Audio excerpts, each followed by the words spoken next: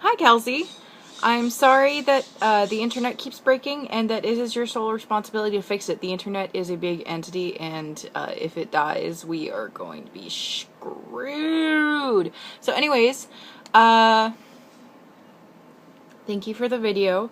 And I figured that something that might be good from my end of things is a segment, if you will, of things that Kelsey may have missed while up in the land where the internet keeps breaking. And I'm not, if memory serves, current eventy things like go up to Holden, but in much smaller quantities than we're used to down here, and stuff keeps happening.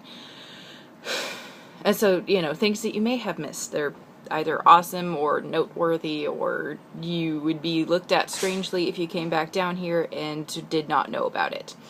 So let's see, there was a royal baby born to the Middleton prince couple. It's apparently a big deal. People keep talking about it. I don't know why, because I'm just like, yeah, she did what a lot of human women, well, most human women are capable of doing. And it's just kind of, you know, yay, biology, whatever. So then, let's see. I'm going to put a link down in the thing, or over here. It's Sam Horowitz's bar mitzvah, where the boy is the most fabulous thing ever. It seems like, oh, there's some people dancing on stage to a Beyonce song for the first, I think, like minute and a half or something.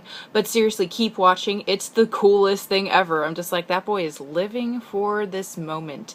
And good on him. Rock on. Okay? So yeah, that was great. Let's see.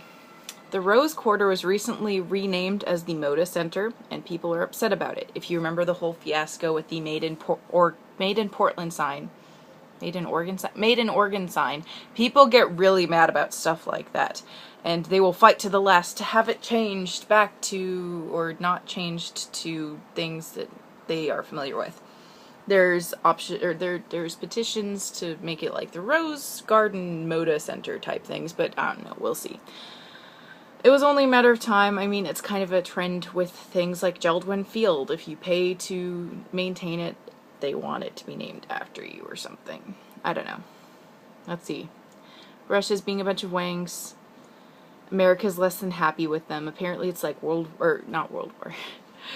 It's something like Cold War II, Electric Boogaloo, but what's happening with Edward Snowden, I don't know a whole lot about, and I don't really care about, because what I'm pissed off about is their recent anti-gay laws that are troublesome and like 20 steps backwards, and screw you.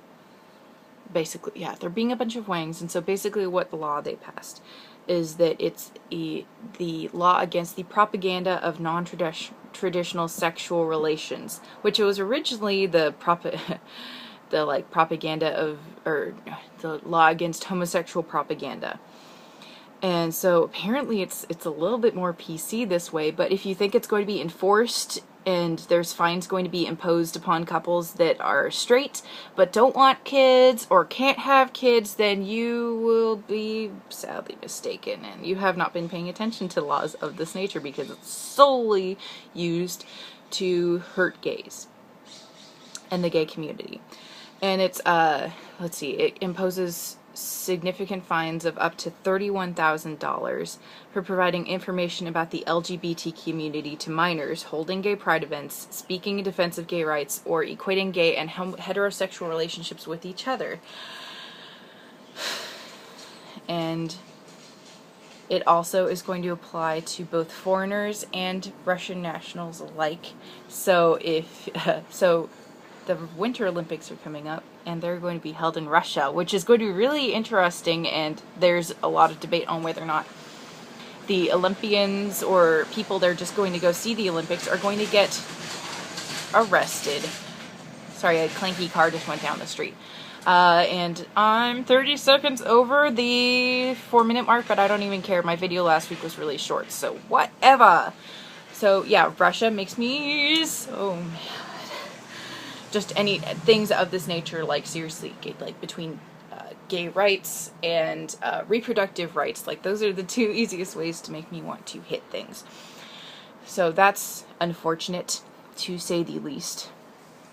But on to other things that are less angersome. Let's see, I figured one thing that you might be interested to know about is basically things I miss about Kelsey. So one of them obviously is company. Kelsey and I, hello internet. Kelsey and I lived together for 3 years in Portland, Oregon, which is where I now live by myself in an adorable studio. But still, I'm down 2 roommates. One of them is my sister, one of my best friends. And so, speaking of which, Nick is moving in like 2 days to Las Vegas for good. Christ almighty. So anyways, things I miss about having Kelsey around. Company.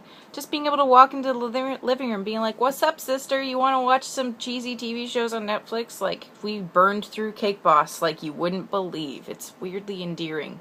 Also, Say Yes to the Dress. It was... I don't even know why, but we just really enjoyed watching it together. And also critiquing dresses like crazy. Let's see. Batteries. I realized recently that I have not bought batteries for the last 3 years or so. And I had to recently, and I didn't like it because they're expensive, which makes me feel a little bad because I realized what I've been doing for the last 3 years is that Kelsey would buy batteries and then I would use them. Sorry. Let's see. I miss having a partner around for hijinks. Just randomly being like, hey Kelsey, you want to go to a bar? Kelsey, you want to go hang out in a park somewhere and just like wander around and go on swing sets? Kelsey, you want to light something on fire and then watch it explode? No, that never actually happened, but I do have a firework that I need to light off, and I can't do it without you around. I also have the bottle of tequila that we got for our birthday. It's really fancy, and I'm not going to drink it without you, so it's going to be waiting for you. Anyways, so yes, that's hijinks is the third thing I miss about Kelsey. There's lots of other things, but those are the 3 things I have on my list. So I'm going to move on. Let's see. Work is fine. It's still busy because it's Salt and Straw, so it's going to be crazy. But it's calming down a little bit because it's kind of cloudy and like delightful. It's in the mid-70s in Portland right now, and so as a Pacific Northwesterner by birth, by blood, by creed, anything above like 75 and I burst into flames. And so it's really nice being in a more like climate. Like, it's cloudy right now and it rained last night. It's wonderful. I missed it so much. But so things are coming down a little bit. It's a little mellow at Salt and Straw, and so it's really nice. Let's see. Apparently, at least one of my coworkers that I know of started watching this video, and her comment was, "You're so sassy in them." And I'm just like, really? Because this is how I normally talk. And then I realized it's because I'm super milquetoast and caffeinated to all bloody hell. So then oh god, the sunlight, it's reflecting off things. But anyways, at work, and so I'm very like, hello, would you like to try ice cream? What flavors would you like? That's an excellent choice. That combination sounds a little strange, but I'm sure it'll be delicious. And just like always the excited yes man type thing. And so then I'm just like, oh, that makes sense. You're not used to normal Shayna. So that's fun. Let's see. Rainbow Dash says hi right here. So does Ponyo and Kadoma. Kadoma? I think it's Kadoma. Anyways, so they're hanging out, and I will be better about posting Rainbow Dash hijinks in the future. And let's see, what have I been up to? I got some books. Really exciting books. This one, just the cover looks great. It's Unnatural Creatures by Neil Gaiman. It's a collection of stories, and they're all about different mythical creatures. And I think Kelsey will be very jealous because this is right up her alley. Maybe I'll send it to you. Maybe I won't. Anyways, so this one's good so far. And here's this book that is very entertaining. Aaron and Badger found it, and then they started a book club about reading about being an adult, and it's highly amusing if you are an adult or are interested in becoming one. I find it very useful. This book is amazing. If you're an introvert in any capacity, you should read it. Quiet by Susan Cain. It's so good, and just like, it's affirming of, yeah, you're quiet and an introvert and a little shy, but that doesn't mean anything's wrong with you. That actually, there's a power to that.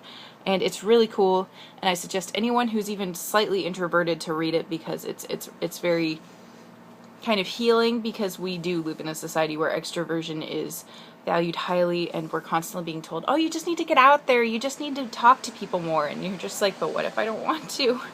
What if I'm scared? Or what if I have anxiety about stuff like that? And what if I just kind of want to hang out on my own and be awesome and and make videos for my sister? Anyways, so the family's coming out to town tomorrow to watch Nick in Les Mis before he takes off the next day. He gets on a jet plane.